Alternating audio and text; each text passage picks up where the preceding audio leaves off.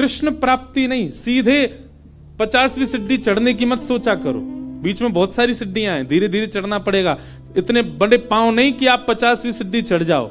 हमारा उद्देश्य क्या है? किसी से पूछो, किसी भी भक्त से पूछो, आपका उद्देश्य क्या? तिलक क्यों लगाते हो? नाम जप क्यों करते हो? कंठीमाला क्यों करते हो? एकादशी क्यों करते हो? वृंदावन क्यों जाते हो?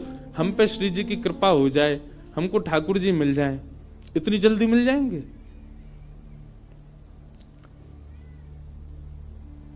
जैसे आप किसी मार्ग पर जाते हैं, जैसे मान लीजिए कि आप ऋषिकेश में बैठे हैं, तो निश्चित है कि बद्रीनाथ ही आते हैं, बार बार बद्रीनाथ जा रहे हो, तो ऋषिकेश से आपका उद्देश्य बद्रीनाथ जाना ही है। पर बीच में कई ऐसे शहर पड़ेंगे, अगर आप कहीं भटकोगे तो आप उन शहरों का नाम पूछोगे, ना कि सीधा बद्रीनाथ। 300 किलोमीटर दूर का नाम थोड़ी लोगे। यहां से चलते समय आप पूछोगे भैया शिवपुरी कितना दूर रह गया? शिवपुरी वहां जाओ, आगे से मुड़ोगे और शिवपुरी आ जाएगा। उससे आगे जाओ, श्रीनगर कितनी दूर है? ये देवप्रयाग कितना दूर है? यहां है देवप्रयाग। वहां के लिए रास्ता कैसे? आपके पड़ाव धीरे धीरे आगे बढ़ते हैं, सीधे ही बद्रीनाथ नहीं पहुंचा जाता। सनई सनई है। वैष्णव का पहला पड़ाव होना चाहिए प्रेम। किस लिए भजन कर रहा है? किस लिए कथा सुन रहा है? किस लिए वृंदावन जा रहा है? किस लिए गंगा जी का आश्रय ले रहा है? किस लिए कंठी पहनता है? किस लिए एकादशी करता है? मैं प्रेमी बनूं। पहले प्रेमी तो बनूं। पहला पड़ाव उसका प्रेम होना चाहिए। प्रेमी बनने का स्वभाव क्या? उसकी दृष्टि बदल जाए। अब वो सबको देख करके मुस्कुराता ही है। मैं ऐसे ऐसे प्रेमियों को भी जानता हूं जो किंचित बात विरह की सुन लें तो नेत्रों से आंसू गिरने लग जाते हैं। प्रेमी का इस स्वरूप हो जाता है कि उस बहुत जल्दी भाव में आ जाएगा, बहुत जल्दी भावुक हो जाएगा। हम होते हैं, हमारे आगे तो व्यक्ति गंगा जी में कूद जाए तो हमको विरह नहीं होता। प्रेमी व्यक्ति कैसा होगा? किंचित कोई भाव ऐसा देख लेगा ना, बहुत छोटा सा, कोई व्याकुल बैठा है, उस व्याकुलता को देख करके वो विरह में आ जाएगा। ये होता है प्रेमी का स्वरूप। आधुनिक भाषा में उसको कह देते हैं ये बहुत इमोशनल है, बहुत जल्दी इमोशनल हो जाता, बहुत जल्दी भावुक हो जाता है। संसार को देख करके भावुक हो रहा है।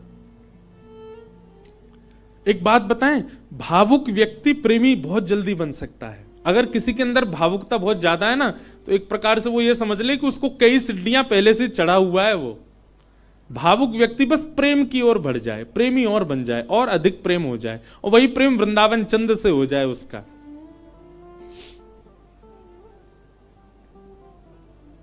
हम कई जगह कथा करने जाते हैं, तो कथा करके जब निकलने लगते हैं ना वापस, 7 दिन पूरे होने के बाद, बहुत लोग भावुक हो जाते हैं। जिनके यहां रुकने का प्रसंग होता है वो लोग भावुक। एक जगह तो बहुत ही भयानक स्थिति हुई, मैं ही घबरा गया। एक जगह कथा थी, अब जगह का नाम तो नहीं लूंगा मैं, तो वहां जो यजमान थे, मुख्य यजमान, वो इतने भावुक, इतने भावुक, पहले दिन से ही रोने लग गए। मैंने क्यों, क्या हो गया? बोले अब 6 दिन रह गए, आप 6 दिन रहोगे, बस लाल जी के केवल 6 दिन दर्शन होंगे। दूसरे दिन और रोने लग गए। मैंने कि भैया तुम ऐसे मत करो, अभी तो कथा तो पूरी करनी है हमको। चौथे दिन सब का नाच रहे थे, नंद घन आनंद भयो जो, वो कोने में खड़े होकर रो रहे। बोले क्यों, क्या हो गया? 3 ही दिन रह गए अब बस।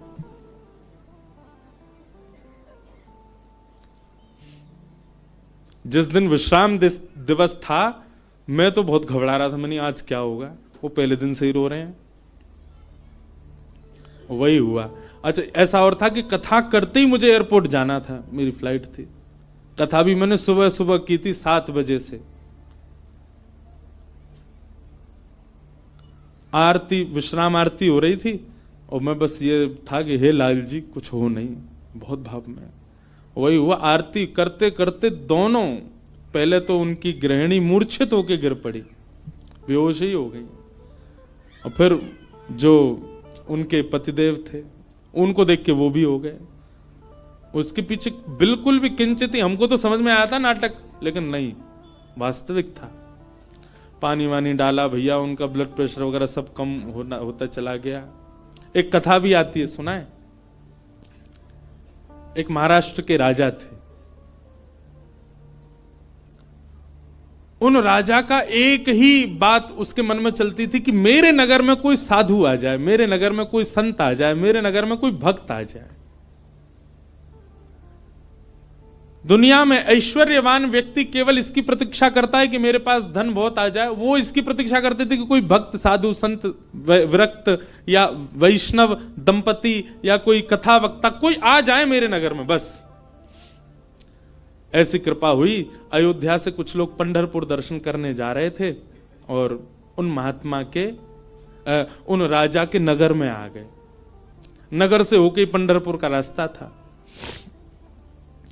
तो पंढरपुर की ओर जा रहे थे। शाम काल का समय हो गया। राजा को पता चली संतों की टोली आ रही है। वो तो ऐसा और था राजा, वो दूर दूर तक उसने अपने सैनिक लगा रखे थे। बोले आसपास के रस्तों से अगर कोई संत निकल के जा रहे हैं उनसे भी कहो यहां होके जाएं, हमारे नगर में होके जाएं। ऐसी भगवत प्रीति, भक्त प्रीति भी सबके हृदय में नहीं होती।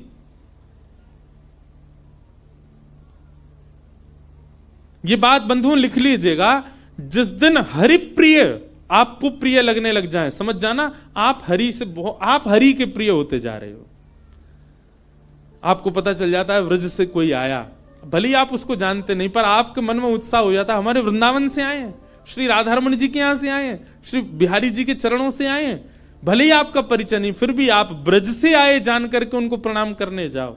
ऐसी प्रीति अगर आपके चित्त में है, आप प्रेम की अवस्था में आ चुके हो। हरि से ज्यादा हरिजनों से प्रीति हो तो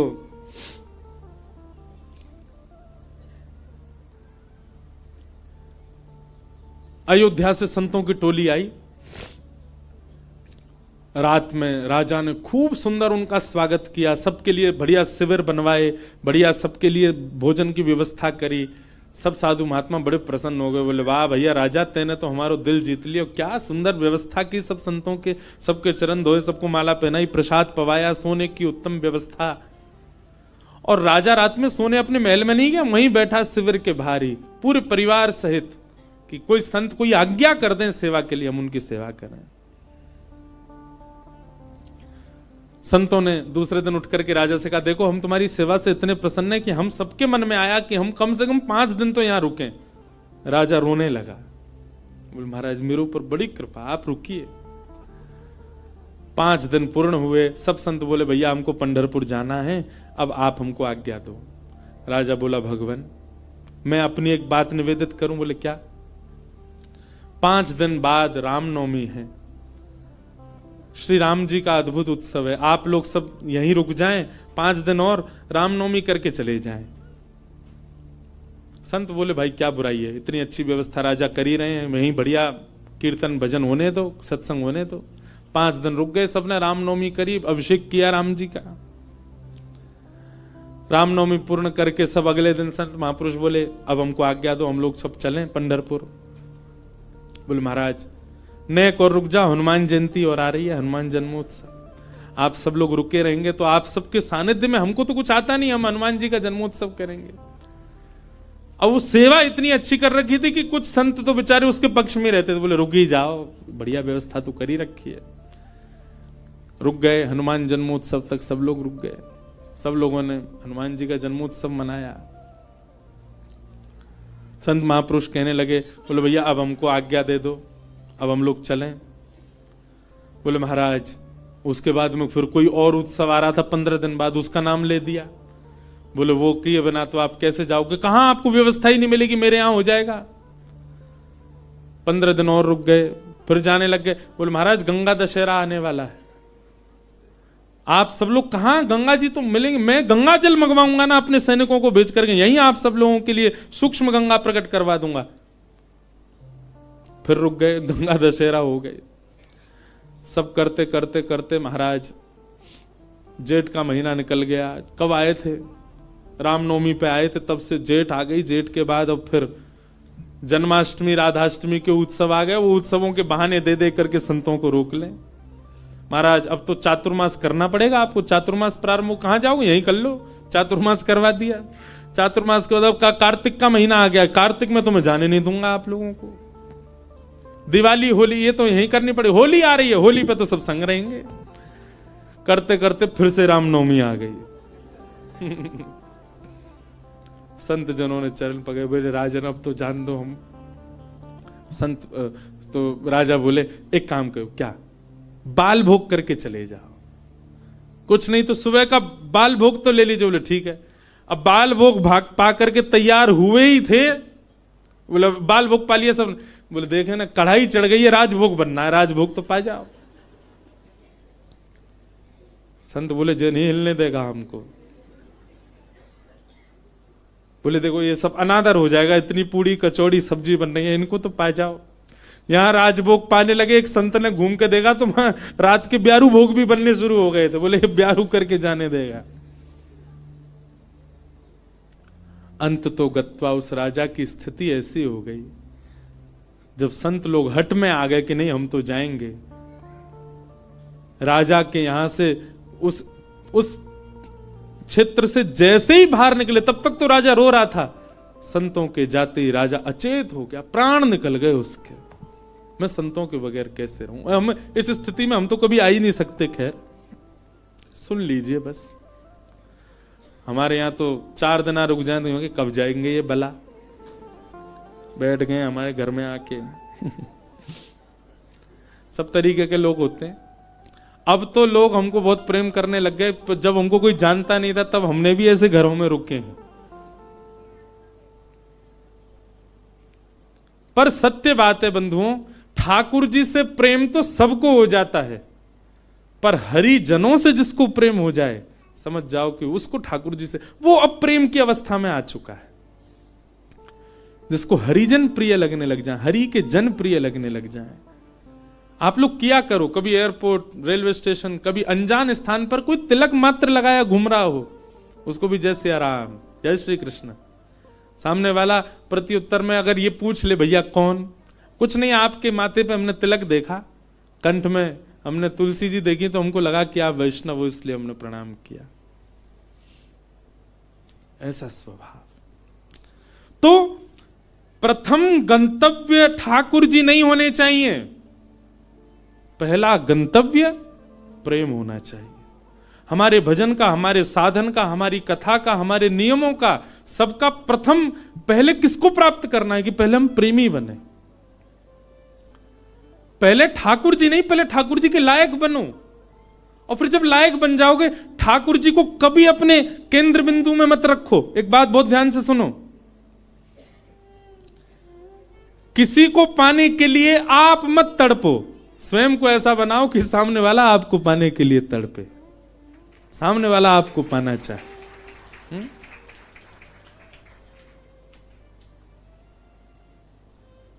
पिक्चरों में ऐसे दिखाते हैं ना कि कोई प्रेम करता था किसी कन्या से और उसको सीधे तो पा नहीं पाया, तो खुद इतना बढ़िया पढ़ लिख करके बड़ा मजिस्ट्रेट बन गया महाराज, आगे पुलिस पीछे पुलिस, अब वो छोरी डोल रही है वाकू पावे को, इससे मेरा ब्याह हो।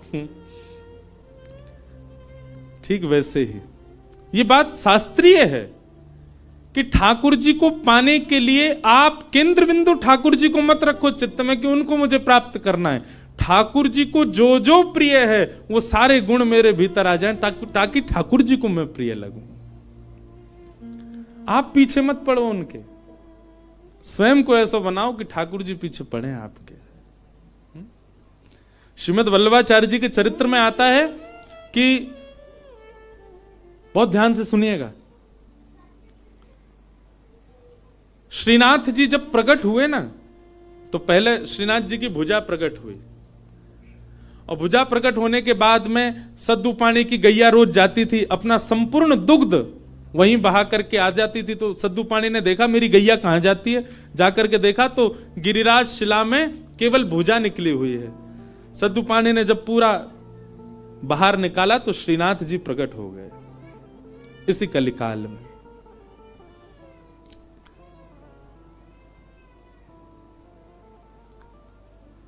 तो सद्दू पानी ने ठाकुर जी से प्रार्थना की कि ठाकुर जी आपके लिए क्या लाऊं मैं, आप क्या पाएंगे, क्या व्यंजन लेंगे, क्या भोग प्रसाद लेंगे, आप विश्वास मानेंगे।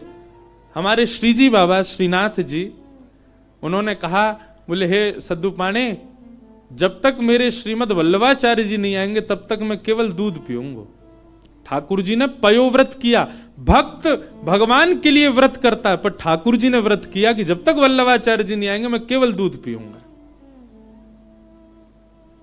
श्रीनाथ जी जो आजकल उदयपुर के पास नाथद द्वार में विराज रहे हैं, जब ये गिरिराज जी में प्रकट हुए तब की लीला है। इस बार हमारे लाल जी का उत्सव नाथ द्वारा में ही है, श्रीनाथ जी में 11 से 17 जनवरी। बाद में एक अजब कुमारी नाम की एक भक्ता हुई थी, उसके लिए ठाकुर जी उदयपुर चले गए, उदयपुर के पास नाथ द्वारा में। प्रकट तो आप गिरिराज जी में ही हुए थे। तो ठाकुर जी कितने वर्षों तक केवल दूध पी करके रहे। एक दिन अपनी समस्त शिष्य मंडलियों के साथ श्रीमद वल्लभाचार्य जी महाराज जब गोवर्धन पधारे, पूरे ब्रज में हल्ला हो गया, कोई बहुत बड़े आचार्य आए हैं। बोले नाम क्या? बोले वल्लभाचार्य। जब ये नाम सद्दू पाणे के कान में पड़ा, ब्रजवासी सद्दू पाणे दौड़े दौड़े गए और वल्लभाचार्य जी के चरणों में निवेदन करके रोने लगे। वल्लभाचार्य जी बोले रो क्यों रहे हो? बोले नाथ, भक्त को व्रत करते देखा है मैंने, पर इस जन्म में मैंने भगवान को व्रत करते हुए भी देखा है। हमारे इस गिरी कंदरा से साक्षात गोवर्धन नाथ जी का स्वरूप श्रीनाथ जी प्रकट हुए। मेरी गैया को दूध नित्य पियो करते, मैंने उनसे निवेदन किया कि आपको कहा भोग धराऊं। समोह से बोले मैं तो दूध ही पीऊंगा। मैंने कि कब तक दूध पियोगे? बोले जब तक वल्लभाचार्य जी नहीं आएंगे तब तक दूध ही पीऊंगा। भक्त ठाकुर की प्रतीक्षा करे ये तो सुनोगे हो, पर ठाकुर भक्त की प्रतीक्षा कर रहे हैं। हे नाथ, मेरी आप सो प्रार्थना, जल्दी मिलो ठाकुर जी सो और जल्दी अन्न पवाओ ठाकुर जी को। श्रीमद वल्लभाचार्य, आप सबने चित्र देखा होगा निश्चित ही, अगर कोई श्रीनाथ जी से या हमारे गोवर्धन नाथ जी से परिचित है, वल्लभाचार्य जी के भाव में है। सद्दू पाणे ने आवाज लगाई, लालन, हे श्री जी बाबा देखो श्रीमद वल्लभाचार्य पधारे हैं। और ऊपर से नन्हे से गोपाल जी, 4 वर्ष की अवस्था के गोपाल जी, 2-4 दतुइयां निकली हैं बस, गोल मटोल लाला, घुंघराले केश हैं, वही श्रीनाथ जी। ऊपर गिरी कंदरा से नीचे देखते हैं श्रीमद वल्लभाचार्य जी को, वल्लभाचार्य जी ऊपर देखते हैं ठाकुर जी को, और दौड़े वहां से ठाकुर जी, यहां से वल्लभाचार्य जी, और मध्य गोवर्धन में दोनों ने गाढ़ आलिंगन किया एक दूसरे का। ये चित्र देखा होगा आपने वल्लभाचार्य जी, और नहीं देखा हो तो गूगल पे देखना, वल्लभाचार्य जी श्रीनाथ जी मिलन पिक्चर, ऐसे ठाकुर जी ने आलिंगन कर रखा वल्लभाचार्य जी को, नेत्रों से आंसू गिर रहे हैं। वल्लभाचार्य जी बोले ठाकुर जी आप क्यों इतने श्रम में रहे, कुछ पाया नहीं?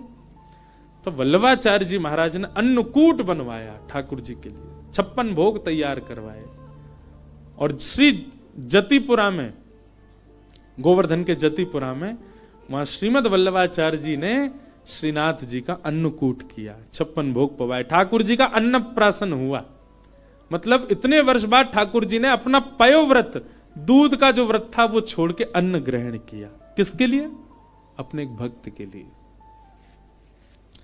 तो भैया केंद्र बिंदु में ठाकुर जी नहीं, केंद्र बिंदु में प्रेम लाओ।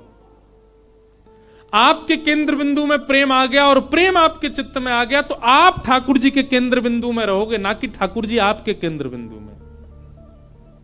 स्वयं को निर्माण ऐसो करो, कथा सुन के, संत संग करके, सत्संग करके, वैष्णव संग करके, भजन करके, कीर्तन करके, कि ठाकुर जी आपकी प्राप्ति के लिए विचरण कर रहे हैं, कि जे मोह को मिले कैसे भी।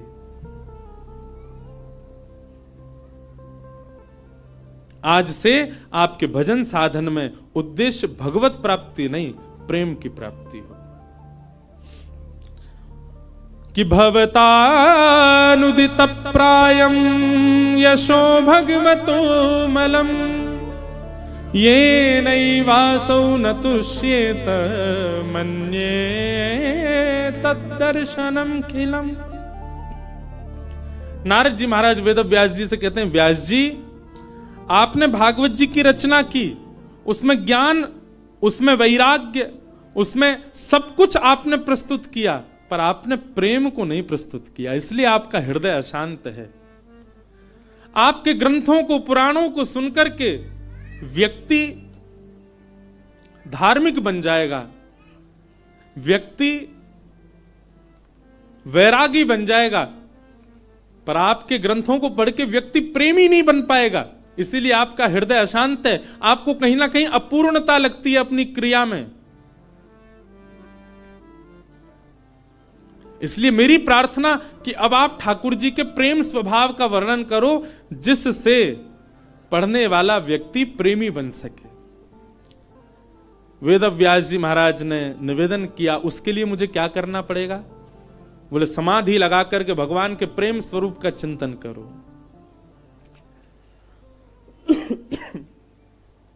श्री वेद व्यास जी महाराज ने समाधि लगाई और समाधि की भाषा में ही अपने अंतिम कृति का निर्माण किया। वेद व्यास जी ने इसी ब्रह्म नदी में, इसी हिमालय की पर्वतों पर वेद व्यास जी ने ऐसी रचना की जिसको सुनकर पढ़कर के मानव प्रेम का अधिकारी बन जाता है, ठाकुर जी का अधिकारी बन जाता है। और उस संहिता का नाम है श्रीमद् भागवत महापुराण। बोलो भागवत महापुराण की जय। ये प्रेम संहिता है। भागवत जी श्रवण के बाद, भागवत जी अध्ययन के बाद, भागवत जी के अवलोकन के बाद प्रेम प्रस्तुत होता है चित्त में।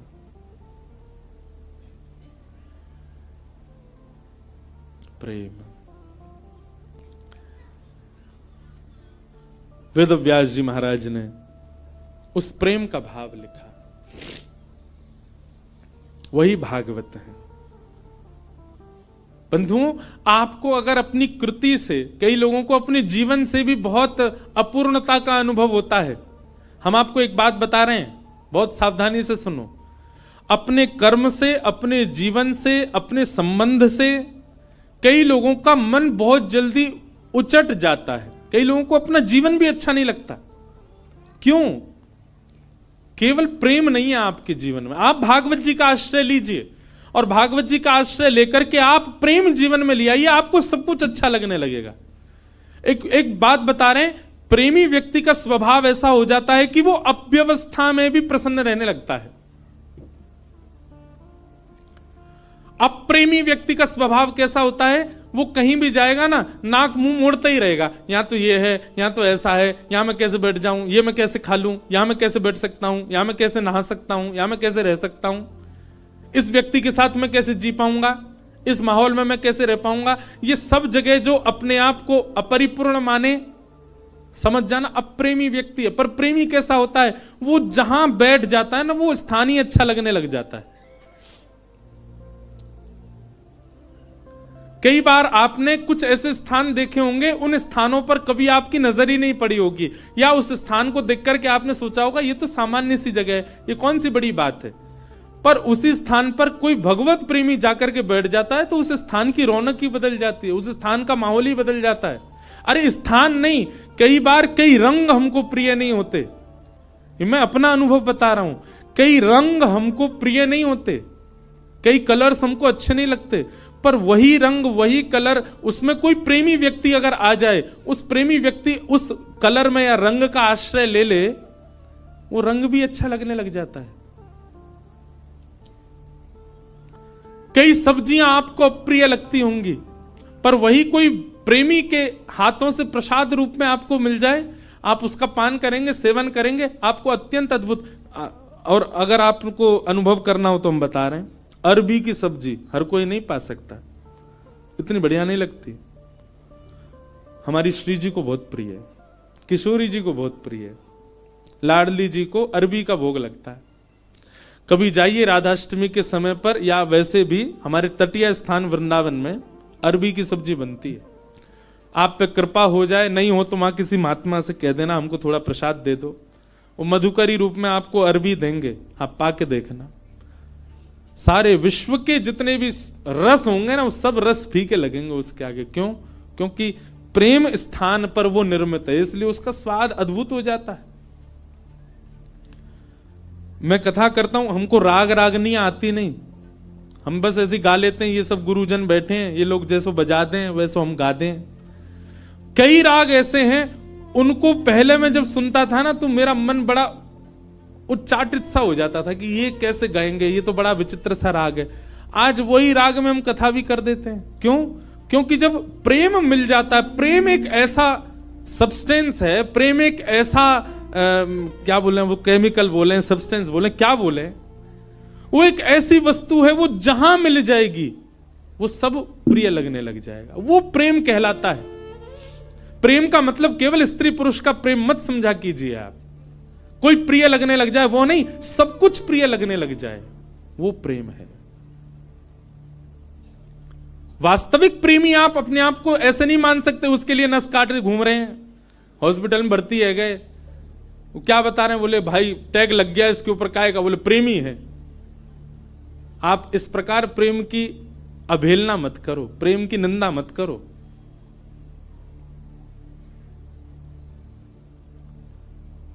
गंगा जी पे सब जगह चले जाओ, पहाड़ों में, नदियों में, सब जगह एक पॉइंट होता है, क्या बोल, इसको सुसाइड पॉइंट बोलते। क्यों? यहां से व्यक्ति अपने प्रेमी के लिए त्याग कर देता है, आत्महत्या कर लेता है। ये प्रेम है।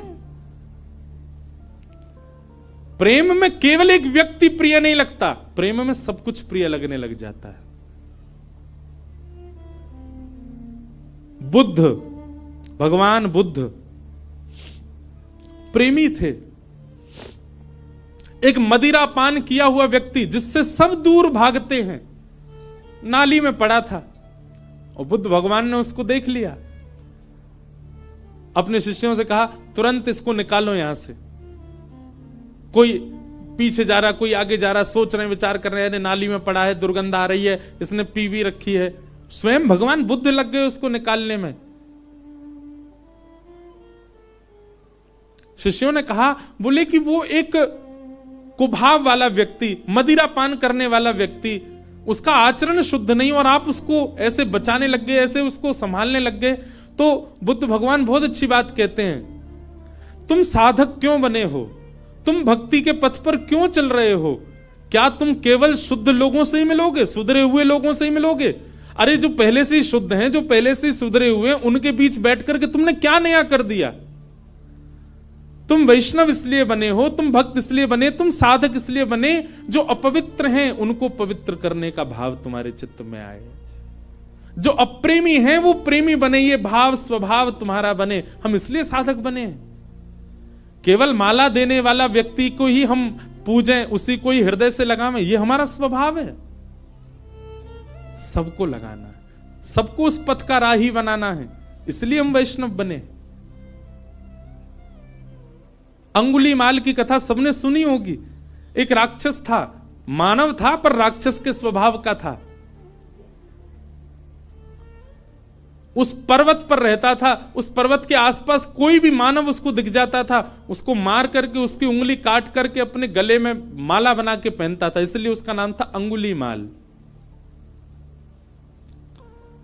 इतनी सारी उंगलियों की माला उसने पहन रखी थी, उसका रूप देखते ही भाग जाते थे लोग। भगवान बुद्ध जा रहे थे और जैसे ही मार्ग पर जाने लगे तो एक गांव पड़ा। गांव के लोगों ने कहा, भगवान आप सीधे ना जाकर के थोड़ा दाएं होकर के जाइएगा। क्यों? सीधे जाएंगे तो आगे एक पर्वत पर अंगुली माल रहता है, वो लोगों को मार के उनकी उंगली काट के अपने गले में पहन लेता है। भगवान बुद्ध बोले उसके पीछे कारण, बोले वो अपना बल बताना चाहता है, देखो मैंने इतने लोग मार दिए, इतनी उंगलियां मत, इतने लोग, इतना बल है मेरे पास।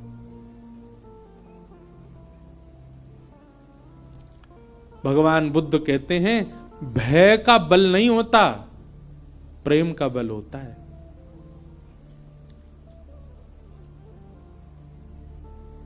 भय से जो अपने बल को आपके चित्त में प्रतिष्ठित करे वो बहुत लंबे समय तक नहीं रह सकता, लेकिन प्रेम से अपने आप को आपके चित्त में जो अवस्थित करे वो मरते दम तक आपके चित्त में रहेगा। मानस जी में एक बहुत अच्छी लीला आती है कि राम जी वन में विचरण करते थे और जब भूख लगती थी ना तो किसी के यहां से, किसी के घर से या किसी नगर से लक्ष्मण जी सामग्री ले आते थे, जानकी जी बनाती, राम जी पाते थे। लेकिन ऐसा वर्णन आता है कि कई बार लक्ष्मण जी को सामग्री नहीं मिली और वनवासी थे तो उनके पास धन भी नहीं था भाई दे के ले लें। तो राम जी जाते थे सामग्री लेने के लिए, और राम जी जब जाते थे तो सामग्री लेके ही आते थे। तो फिर मानस जी में तुलसीदास जी वर्णन करते हैं कि राम जी ऐसा क्या दे के आते थे कि लोग सामग्री देने को राजी हो जाते थे। राम जी के पास कुछ था तो था नहीं, ना तो धन था, ना वैभव था, ना कुछ रुपया थे, क्या देते थे राम जी। तो मानस जी में श्री गोस्वामी जी वर्णन करते हैं कि राम जी जब कुछ सामग्री लेते थे, या सामग्री लेते भी थे, या फिर कई बार सीता जी बड़ी रसोई बनाती हैं और संतों को पवाते, संतों को पवाने के बाद दक्षिणा देनी होती है। तो ये दक्षिणा के आदान प्रदान पर या सामग्री के आदान प्रदान पर राम जी क्या देते थे। तो गोस्वामी जी वर्णन करते हैं, बोले कुछ नहीं, राम जी मंद मंद मुस्कुरा देते थे। उनकी मुस्कान ही सबसे बड़ी दक्षिणा थी। उसको लेकर के व्यक्ति कहते तुम तो भैया सब कुछ ले जाओ हमारा, बस ये मुस्कुराते रहो, तुम्हारी मुस्कान ही सब बढ़िया। मतलब संतों को प्रसाद पवा के राम जी सामने बैठ करके दक्षिणा रूप में मुस्का देते थे। संत बोलते बस मिल गई हमारी दक्षिणा। जहां जहां से सामग्री लाते वहां मुस्का देते थे। प्रेम, और वो प्रेम का बल ऐसा व्यवस्थित किया राम जी ने कि मरते दम तक कोई नहीं भूल पाया। और रावण का भी बल प्रतिष्ठित था, पर रावण का भय का बल था। बल भय का नहीं होता, बल प्रेम का होता है।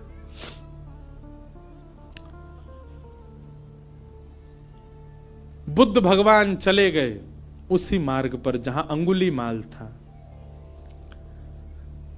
जैसे ही पहुंचे पर्वत के ऊपर, अंगुलीमाल ने दूर से ही कहा मैं साधु सन्यासियों का बहुत सम्मान करता हूं, पहले तुमको सचेत कर रहा हूं, मार्ग बदल दो अपना, मेरे पास आ गए तो तुम्हारा सर धड़ से अलग कर दूंगा।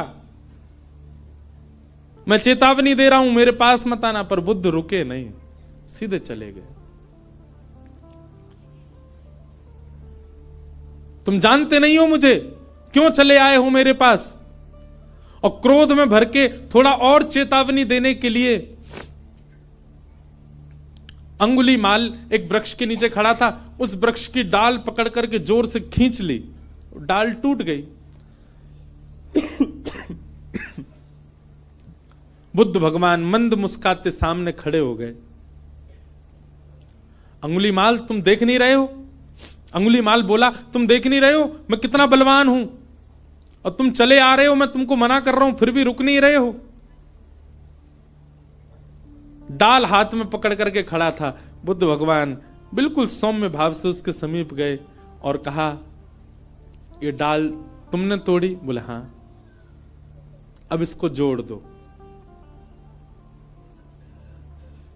जहां से तोड़ी है इसको वहां लगा दो पुनः। अंगुलीमाल बोला कैसी बात कर रहे हो, ये तो संभव ही नहीं है, मैं इसको नहीं लगा सकता दोबारा। बोले क्यों, जब तोड़ने की सामर्थ्य है तो जोड़ने की भी होगी। इसको जोड़ दो, यथावत जैसी थी वैसी जोड़ के दिखा दो। अंगुलीमाल बोला यह संभव नहीं है। बुद्ध भगवान कहते हैं जिसको तुम जोड़ नहीं सकते उसको तोड़ने का अधिकार तुमको किसने दिया। इतनी उंगलियां गले में पहन करके घूमते हो, तुमने इतने लोगों को मार दिया, अकेले इस पर्वत पर रहते हो, पूरी दुनिया तुमसे भय खाती है। सोचो, विचार करो अंगुलीमाल, जितनी उंगलियां तुमने गले में पहनी हैं, प्रेम से यदि इतने लोगों को अपने संग में रखते, पूरी दुनिया पूजती आज तुमको। अपने प्रेम स्वभाव से इतने लोगों का संग पाते तो तुम ज्यादा बलवान होते, लेकिन तुमने उनको मार दिया, उनकी उंगलियां डोल रहे हो लेके गले में। अगर इतने लोग तुमने जोड़े होते खुद से तो तुम श्रेष्ठ माने जाते। और इतना कहकर के बुद्ध चले गए। अपनी कुटिया पर जाकर के रुके, पीछे देखा ही नहीं। कुटिया पर जाकर के जब पीछे देखा, अंगुलीमाल चरणों में गिर गया। बुद्धम शरणम गच्छामि, मुझे क्षमा कर दो भगवान, और सदा के लिए उनके हो गए। यह है प्रेम। प्रेमी जब व्यक्ति होता है वो सबको प्रेमी बनाता चलता। जैसे किसी के अंदर कोई इत्र लगाए घूमे, जहां से निकल जाए सब जगह सुगंधित होती चली जाती है, वैसे ही भक्ति साधना से व्यक्ति जब प्रेमी बन जाता है वो जहां जाता है, जिस स्थान पर जाता है, जितने लोगों से मिलता है, उनको भी प्रेमी बना देता है, उनको भी प्रिय बना देता है, उनको भी भक्त बना देता है, उनको भी साधक बना देता है। प्रेम। और श्रीमद् भागवत प्रेम प्रस्थापित करती हैं श्रोताओं के चित्त में। भागवत जी की रचना हुई और रचना करने के बाद वेद व्यास जी महाराज ने विचार किया, अब इस भागवत को हम घर घर तक, जन जन तक कैसे पहुंचाएं। तब वेद व्यास जी महाराज ने अपने पुत्र सुखदेव जी का आवाहन किया कि यम प्रव्रजन्तमनुपेतमपेत कृत्यम द्वैपायनो विरह कातरया जुहाव पुत्रेति तन्मयतया तर्वोऽभिनेदु तम सर्वभूत हृदयं मुनिमानतोऽस्मि। श्री सुखदेव जी महाराज आए। वेद व्यास जी के पुत्र हैं सुखदेव, लेकिन जन्म लेते ही आप ब्रह्म के ध्यान में चले गए थे। लेकिन श्री व्यास जी ने भागवत के श्लोक जब इनको सुनाए तो ब्रह्म ध्यान छोड़कर के भागवत जी की सन्निधि में आ गए और कहा, मैं तो निर्गुण निराकार ब्रह्म की उपासना कर रहा था, पर मुझे अब सगुण साकार में मन लग गया है, मुझे इन्हीं की आराधना करनी है। व्यास जी ने भागवत जी का अध्ययन सुखदेव जी को कराया और श्री शुकाचार्य जी ने वही भागवत की कथा राजा परीक्षित को सुनाई। पूछा गया, राजा परीक्षित कौन है? राजा परीक्षित के विषय में हमको थोड़ा बताओ। इनको 7 दिन में मरने का श्राप क्यों लगा, इनके बारे में थोड़ी हमें जानकारी दो। तब राजा परीक्षित के विषय को बताने के लिए यहां से महाभारत का थोड़ा प्रारंभ किया। यदा मृधे कौरव संजयानाम वीरेस्वथो वीर गतिम गतेषु व्रकोदरा विग्ध गदा विमर्श भृगनोरुदंडे धृतराष्ट्र पुत्रे। श्री परीक्षित जी महाराज का चरित्र और उनको 7 दिन में श्राप क्यों लगा, ये सब विषय सुनाए गए। अब इस विषय में अगर प्रवेश करें तो पूरा महाभारत का प्रसंग कहना पड़े, इसलिए कल बंधुओं ठाकुर जी का जन्मोत्सव है कथा में, क्योंकि कल चतुर्थ दिवस है। कल गंगा के तट पे आनंद उत्सव होगा, खूब आनंद से हम लोग नाचेंगे गाएंगे, जन्मोत्सव मनाएंगे श्री ठाकुर जी का। यमुना तट पे तो मनते ही रहते हैं ठाकुर जी के उत्सव, कल गंगा के तट पे होगा। आप सब लोग समय से पधारिएगा। आज श्री गिरधर लाल जी के दर्शन का समय तो है, पर हम आप सबकी संख्या देख के डर रहे हैं, क्योंकि जहां हम रुके हैं वो स्थान तो बहुत छोटा है।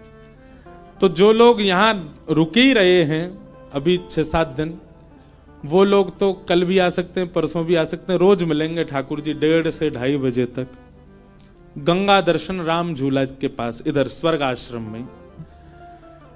और जो लोग दूर दूर से आए बस वही आ जाना दर्शन करने।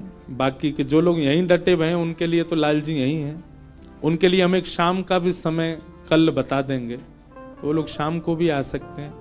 इतनी संख्या में लोग आ जाएंगे तो फिर वो लाल जी हमारे डर नहीं जाएं, गंगा जी में गिरगिरा जाओगे, क्योंकि बगल में ही गंगा जी हैं। तो आप सब लोग बड़े भाव से पधारो। कल ठाकुर जी का जन्मोत्सव हम लोग कथा में मनाएंगे।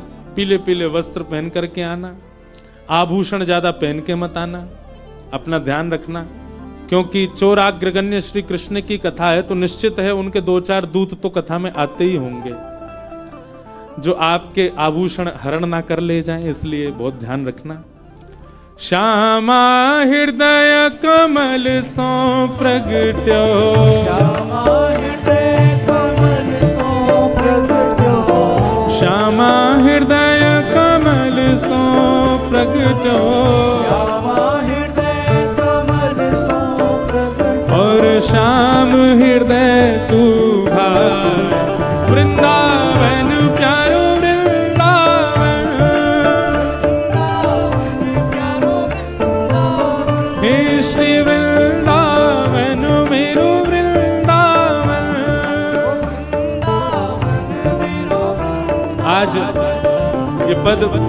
लीला गाएंगे, जिनको याद हो संग गाइयो। और सुनो भैया, जो लोग भी लाल जी के दर्शन करवे जामे, उनसे हमारी प्रार्थना, तुमको अपनी खुद की सौगंध है, हमारे लाल जी से कुछ संसार मत मांगियो।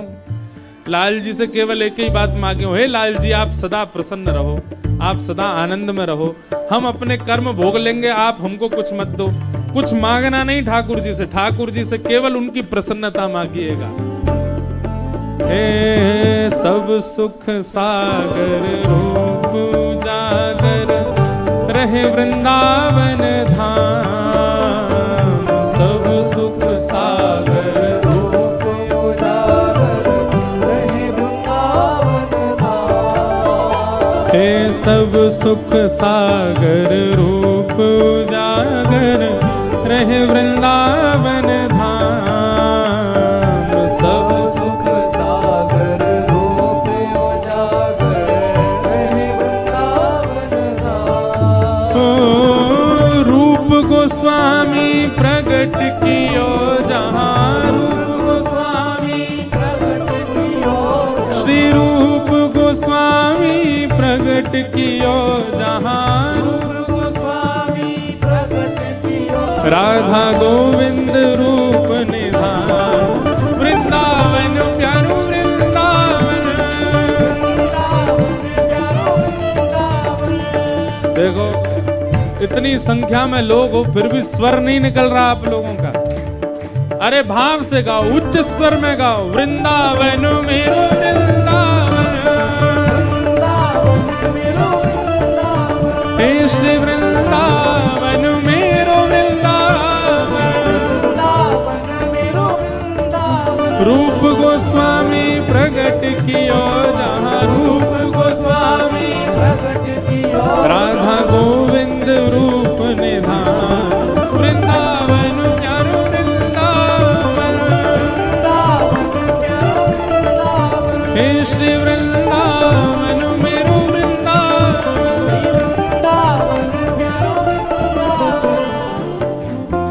विहरत निस दिन कुंज गलन में, ब्रज जन मन सुख धाम। विहरत निस दिन कुंज गलन में, ब्रज जन मन सुख धाम। हाँ प्यारो ब्रज जन मन सुख धाम, प्यारो ब्रज जन मन सुख धाम। हे मदन मोहन को रूप निरख के, मदन मोहन को श्री मदन मोहन को रूप निरख के, मदन मोहन को रूप निरख हे सनातन बलि बलि जाए। वृंदावन प्यारो वृंदावन, वृंदावन प्यारो वृंदावन। हे श्री वृंदावन मेरो वृंदावन। वृंदावन प्यारो वृंदावन। मदन मोहन को रूप निरख के, मदन मोहन को सनातन बलि बलि जाए। वृंदावन प्यारो वृंदावन, हे श्री वृंदावन मेरो वृंदावन।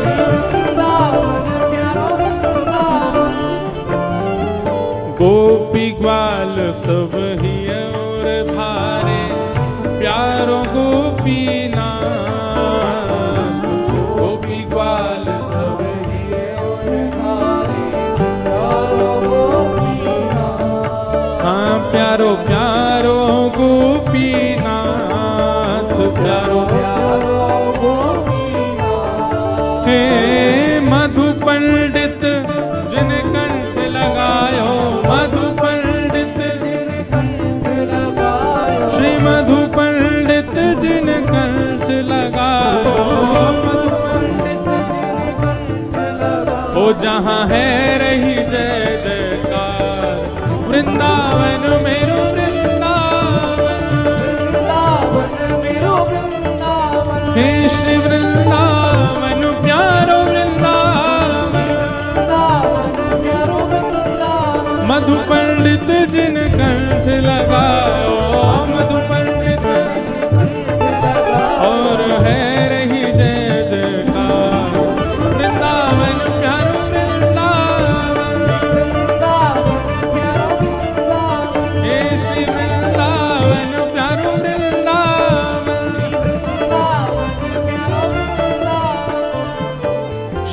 गोपाल भट्ट झुके हृदय वेदना प्रगट्यो शालिग्राम।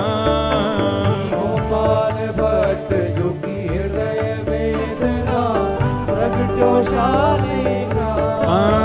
श्री गोपाल भट्ट झुके हृदय वेदना प्रगट्यो शालिग्राम।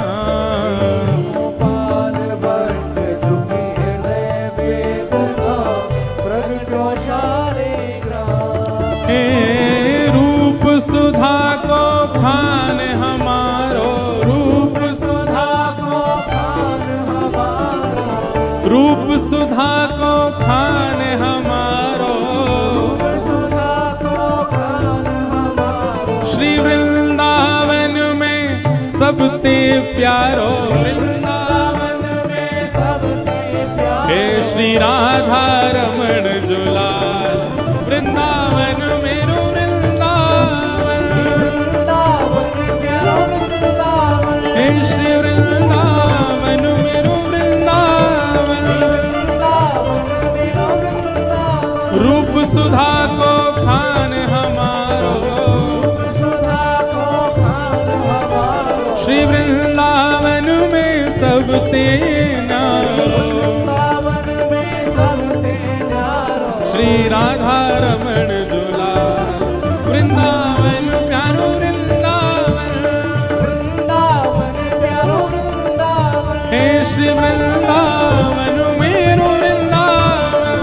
वृंदावन मेरो वृंदावन। जय जय राधा रमण मेरो राधा रमण। राधा रमण मेरो राधा रमण। ओ मेरो राधा रमण प्यारो राधा रमण। मेरो राधा रमण प्यारो राधा रमण। ओ मेरो राधा रमण प्यारो राधा रमण। राधा रमण प्यारो राधा रमण। ओ मेरो राधा रमण प्यारो राधा। मेरो राधा रमण प्यारो राधा रमण। आतुर हित हरि वंश पुकारो श्री राधा राधा नाम। आतुर हित हरि वंश पुकारो राधा राधा। अभी यहाँ कथा 12 को विश्राम करके श्री वृंदावन के मदन टेर में 14 तारीख को सुबह 9 बजे से श्री हितरवंश महाप्रभु का चरित्र हम एक दिन सुनाएंगे। जो लोग भी वृंदावन पहुंच रहे हो 14 तारीख को मदन टेर आना, जहां श्री राधा वल्लभ जी पहली बार विराजे वृंदावन आकर के। मदन टेर यमुना तट आयो, मदन टेर यमुना तट आयो। सघन कुंज वृंदावन आयो। सघन कुंज वृंदावन आयो। हे मदन टेर यमुना तट आयो। मदन टेर यमुना तट आयो। सघन कुंज वृंदावन आयो।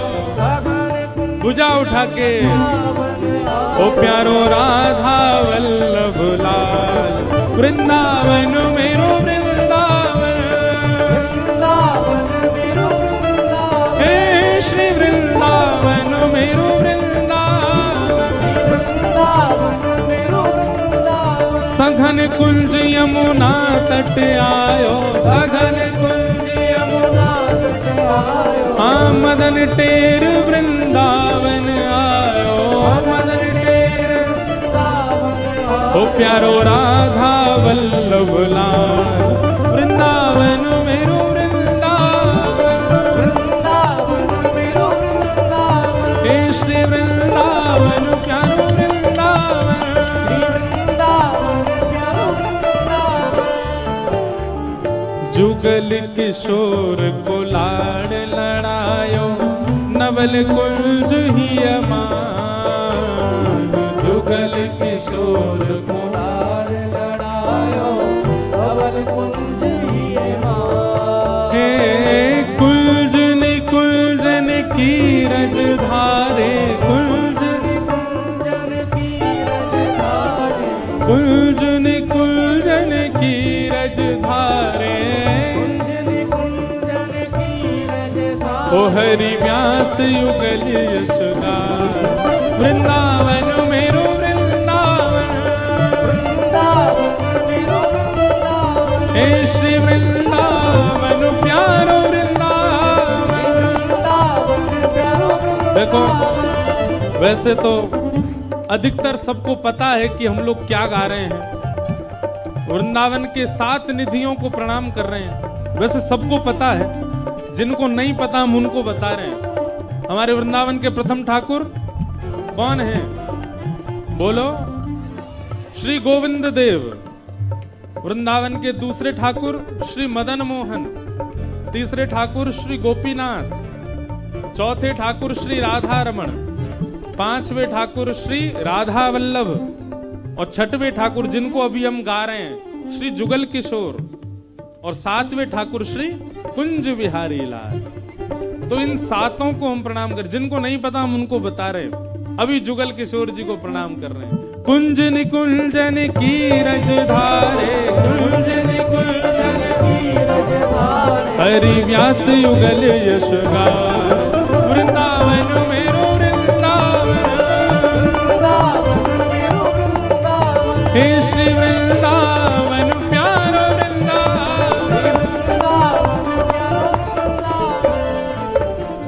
हमारे ब्रज वृंदावन के 7वें ठाकुर जिनके जन्मोत्सव पर इस कथा का प्रारंभ हुआ, बोलो वृंदावन बिहारी लाल। भुवन चतुर्दश की सुंदरता, निधिवन करत बिहार। भुवन चतुर्दश की सुंदरता, निधिवन करत बिहार। हे भुवन चतुर्दश की सुंदरता, निधिवन करत बिहार।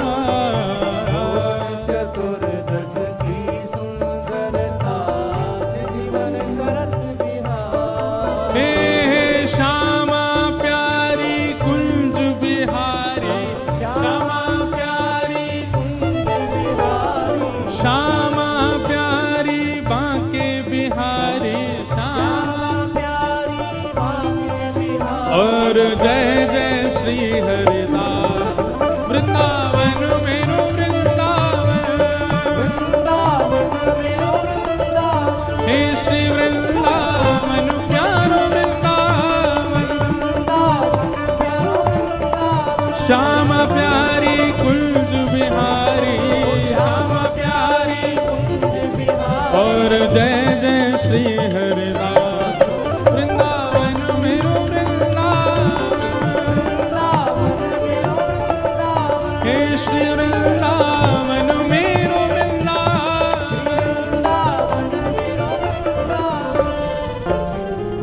जिनकी कृपा से यह रस प्रकट वृंदावन अभिराम। जिनकी कृपा से यह रस प्रकट वृंदावन अभिराम।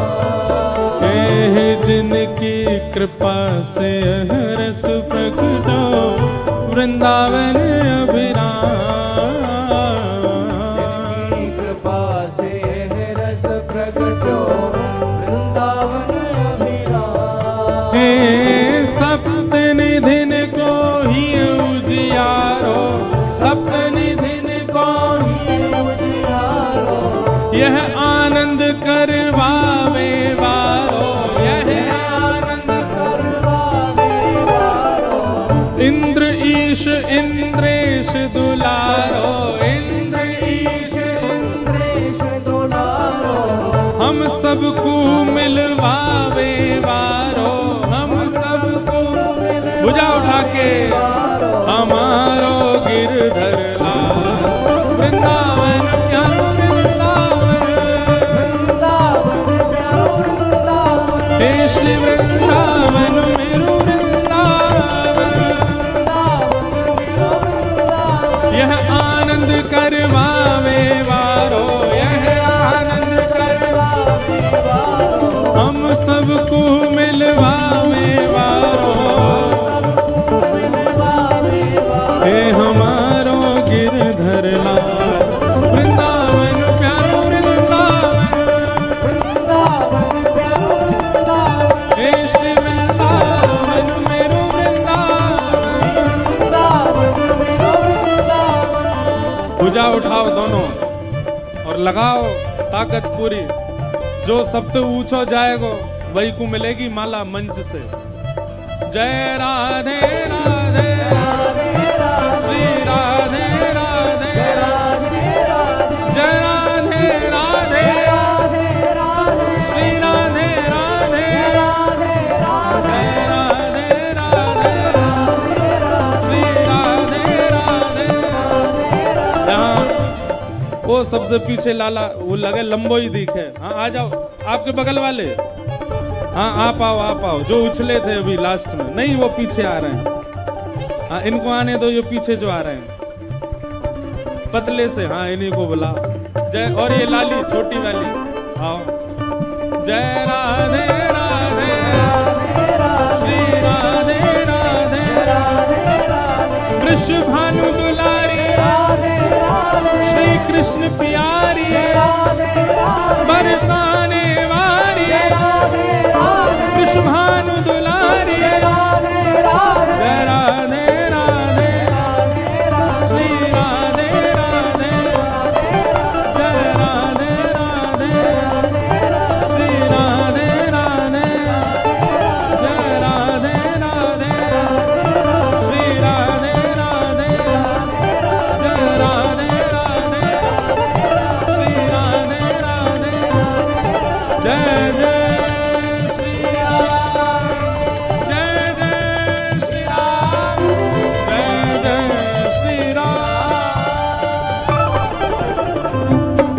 वृंदावन बिहारी लाल की।